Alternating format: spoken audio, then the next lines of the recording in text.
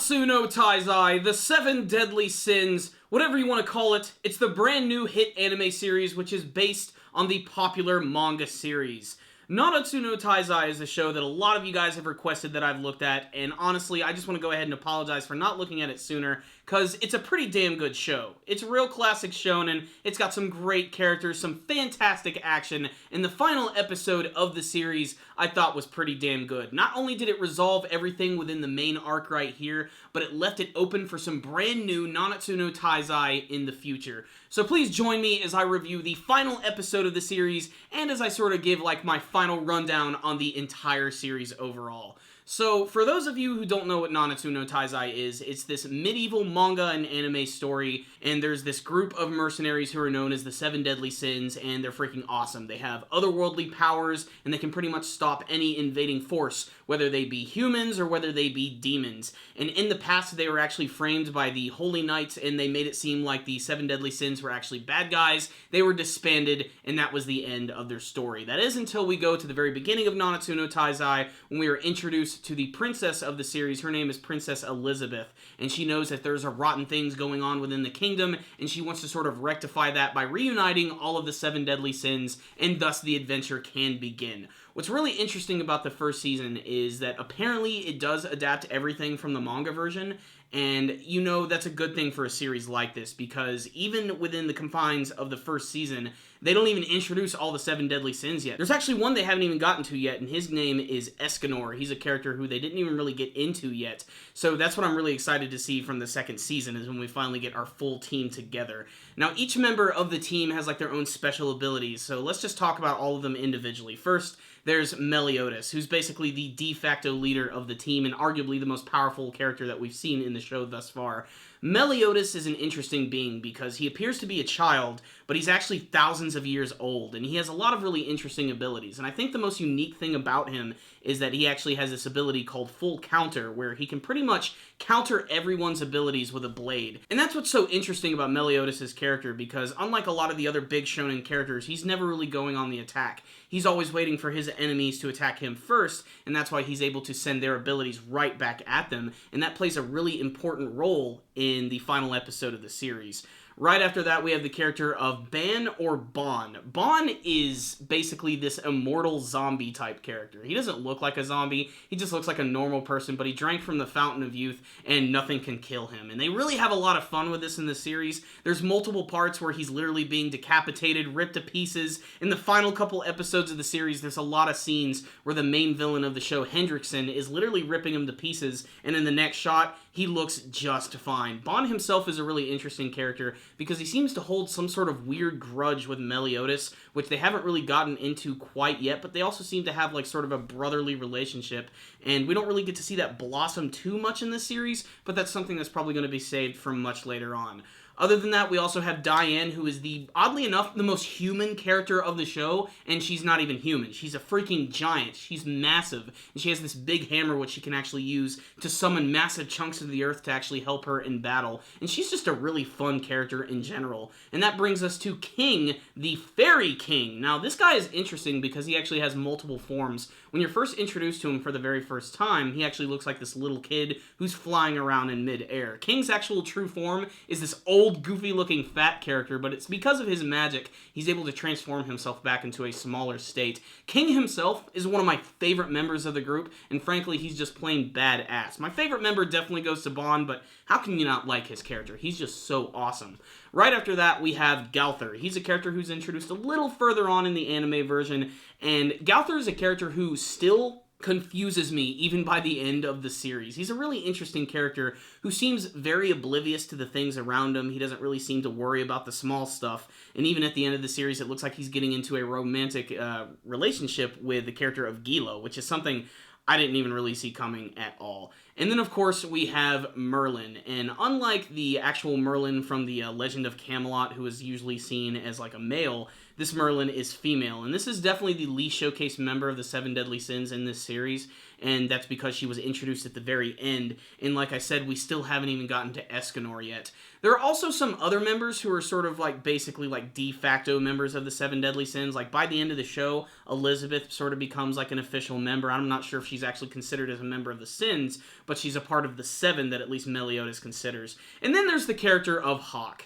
Now, this is the only negative I really have to say about Seven Deadly Sins, and that's the character of Hawk, who I do not like at all. I'm not a big fan of animal mascot characters, especially ones that interrupt cool action scenes and just have to state the obvious, and I'm not gonna lie, in the final episode of the series, when Hawk seemed like he was going to be dead, I was excited. I was really all for Hawk being killed, but I do have to admit, it was kind of nice to see him come back, especially with his brand new smaller pig form. Maybe now that he's smaller and not in the picture so much, he'll be a little more tolerable, but honestly, I can't stand Hawk. When Hendrickson was attacking him in the final couple of the episodes, I freaking loved it. So, that's just my quick rundown on some of the characters from the Seven Deadly Sins.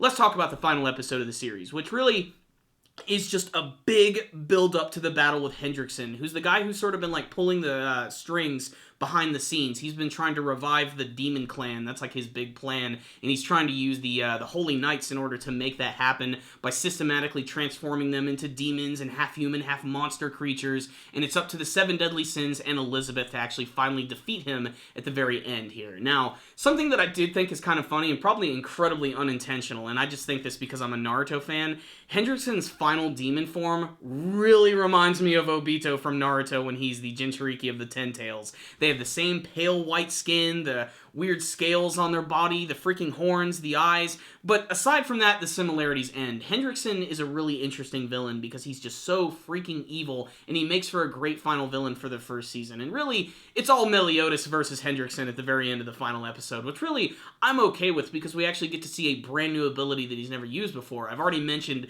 that he uses the full counter. In the final episode of the series, he uses a brand new technique by the name of Revenge Counter, where he literally allows everyone, including his teammates, to attack him continuously, and he has to sort of very carefully take all of these attacks because he's actually going to end up absorbing all of them and sending them right back, and he does this to Hendrickson and literally blows him away like a freaking Dragon Ball Z villain. It's definitely one of the most exciting parts of the final episode, and the music during this scene is freaking boss. Definitely one of the best action scenes from the entire series. Now, this is the part of the episode when they could have tried to create their very own original anime ending, and I'm glad they didn't do that. I'm really glad that they're leaving it open for more stuff in the future, because the second half of the episode is just getting to see what all of the characters are now doing with their time, now that Hendrickson has been defeated. However, I still think that Hendrickson is going to leave behind a legacy of evil of some sorts, because at the very end of the episode, people have mentioned that they see this weird winged creature flying in the sky, so who knows where that's heading. Then of course you have the other Holy Knights who are discovering a little bit more about the marks from the demons. They mentioned that Hendrickson and Meliodas had them, and the final scene of the episode is basically just all the Seven Deadly Sins coming together and getting ready to go on a brand new adventure. There are a few smaller scenes, like one between King and Diane, which is honestly really nice because Diane is able to become small, and she's able to go on a date with King, which I think is very nice. But really the final scene of the episode is when the group finally does come together. They basically kidnap Elizabeth. It's a pretty funny scene, and they go off and do their own thing. It actually looks like Bon is getting ready to go off on his own adventure for a little bit, and supposedly there is going to be an OVA, at least from what I've heard. It's just in the rumor mill that there might be one for the Seven Deadly Sins, which is going to involve his adventure, which I think is awesome, because there's just so much mystery to his character, and really the entire group themselves. They're all like a group of freaking immortals. Aside from maybe like Diane, who takes a lot of damage, they are literally been living for thousands of years, and that's what just makes them so interesting. So really the sky is the limit for their adventures and what they can do with them in the second season. What I will say is the first season altogether I think was really successful. It wasn't anything entirely too mind-blowing, but it was done really well. It had some really great characters. The animation was good. The character design is absolutely fantastic. The Seven Deadly Sins are all awesome. They have their own personalities, abilities, and their own stories that they have to go on and do. It's just, This is a really well done show that I really wish that I would have checked out earlier, and I can really highly recommend it to fans of action anime, and if you like stuff like Dragon Ball Z and Naruto, Bleach, One Piece, you're totally gonna love Nanatsu no Taizai. I don't want this to be the end of the Seven Deadly Sins videos on this channel. I want to talk about it a little bit more, maybe do some like character discussions, because I'm really intrigued by this show. Like, I just want to learn more. Really, the series hasn't even started yet, and considering from what I've understood, they're not too far from the manga version, so they're going to have to build up a little bit of time before they decide to do another anime version. But just the fact that it's open for interpretation is good. They found a really good stopping point, so even if they don't do another season, it's still a pretty successful series that is doing its thing. It's actually having a good ending, and it's actually paying respect to the manga readers by not actually creating its own original ending. So I highly recommend Nanatsu no Taizai. It is freaking awesome. The final episode of the series, I'm going to give a 4 out of 5. I thought it was really satisfying. I'm going to give a 4 out of 5 to the entire series overall in general. I think some of the animation and the artwork could be better, and I don't like Hawk. I need to make that clear. I freaking hate Hawk's guts.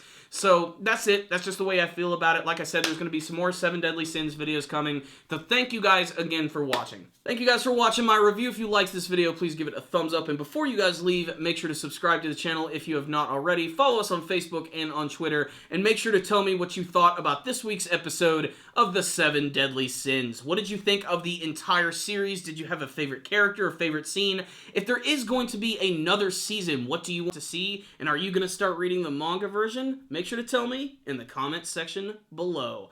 Thank you guys again for watching, and as always, stay dandy, baby.